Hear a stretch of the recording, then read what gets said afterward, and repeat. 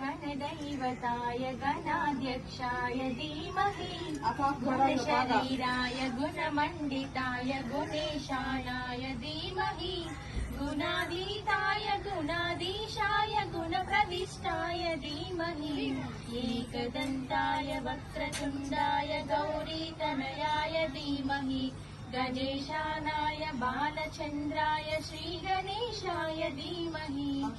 एकदन्ताय वक्रतुण्डाय गौरीतनयाय धीमहि गणेशानाय बालचन्द्राय श्रीगणेशाय धीमहि गानचतुराय गानप्राणाय गानान्तरात्मने गानोत्सुकाय गानमत्ताय गानोत्सुकमनसे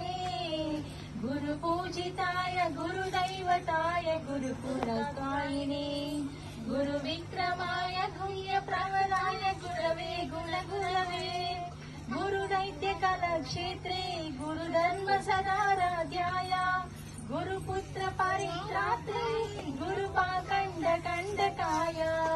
गीतसाराय गीततत्त्वाय गीतक्रोधाय धीमहि गूढदुर्वाय गुण्टमत्ताय गोजप्रदाय धीमहि गुणाधीताय गुणाधीशाय गुणप्रविष्टाय धीमहि एकदन्ताय वक्रतुण्डाय गौरीतनयाय धीमहि गणेशानाय बालचन्द्राय श्रीगणेशाय धीमहि एकदन्ताय वक्रतुण्डाय गौरीतनयाय धीमहि गणेशानाय बालचन्द्राय श्रीगणेशाय धीमहि।